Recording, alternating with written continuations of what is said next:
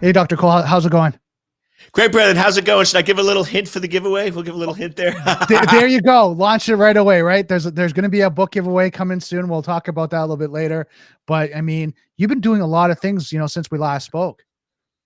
Yeah, I've been super busy. So one thing is I've been doing a lot of work on why are organizations really getting breached. And for the last 3 to 4 years, I always gave technical answers.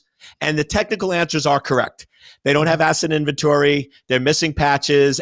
Internet-facing systems contain critical data. But what I realized is it's really that lack of leadership, and there's really no one focused on true CISO training and certification. So I launched, it just went live yesterday. We had a great coaching call where a CISO cert. I also finished my book. These are pre-release copies, and they come out in May. So just super busy getting ready for a new year and hoping this year's a little less crazy than that last year.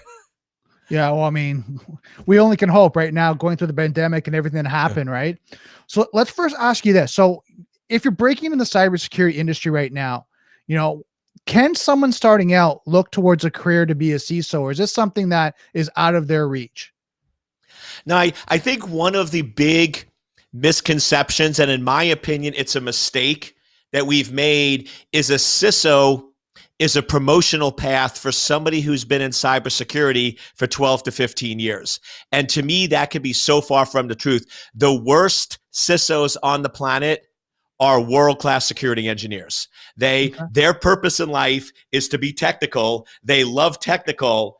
And when you put them in a CISO role, you are taking the fish out of water, and it just doesn't work. So to me, there's two career tracks. Now, both of them require 3-4 years of general cybersecurity knowledge. But to me, after 3 to 5 years, you're either going to be strategic and focus on the business and understand the business of how you can make security a business enabler, or you stay technical and you go into forensics, threat hunting, pen testing, any of those. But to me, they are two separate career tracks. And when you do this and make them the same, that's when it gets really dangerous. Okay. So if I was starting out, what would your recommendations, if I was going to come use net new, I want to get into the cybersecurity industry, where should I start out with to get to that role of being a CISO? First, you want to get in a company where you can start understanding the technology. So entry-level jobs in a SOC, a security operations center, that's great because you want to understand the general threats. You want to understand what's happening from an attack perspective, need to understand the language. Because remember, a CISO is a translator. You speak technical, you speak business, and then you translate back and forth. But here's the piece that so many people miss is once you're at a company for 1 or 2 years, I would start, if you want to be a CISO, I would start reaching out to the COO, the CFO, the chief legal counsel, and say, listen, would you be willing to mentor me? I know you're real busy, but I just want 30 minutes a month. I'll take you to coffee. We'll go to the lunch. We'll grab a drink after work. But I would just like to have you mentor me a little bit on understanding the business, learn more about the business, and just learn how business works and operates. And you would be amazed. Most junior level folks are like, oh, they would never listen to me. They wouldn't talk to me, but you would be shocked. Most of them love to help people. When I get those emails, I love to help folks because people helped me and they want to help you. So to me, start asking for mentorship within the first year. Okay. And what would be the expectation? So I go meet with the CFO. What would be my expectations of a newbie to kind of learn from the CFO? Are we looking profit and loss? Am I looking at bank statements? Like, what am I expecting to learn from them? It's really to understand business and how business works and operates. So if you have a perfect scenario, I would start with the COO.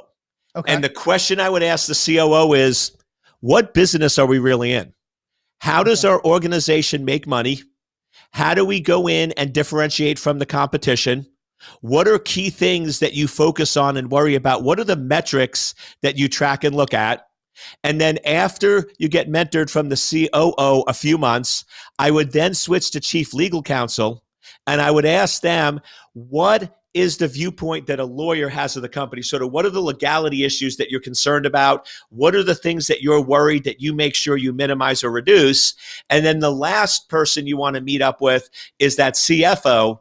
and you want to just ask them, hey, could we take a look at a balance sheet? I'm just curious of what is on a balance sheet. How do you read that? How do you determine security budgets? How do you determine how much should be spent? And what you're really doing is just understanding the mindset of somebody who has a C in their title. Because anybody that charts with a chief, whether it's chief operating officer, chief financial officer, chief legal counsel, or chief information security officer, the chief means you have to have a general understanding of how the business works and operates. And that's what you're trying to get out of that initial mentorship.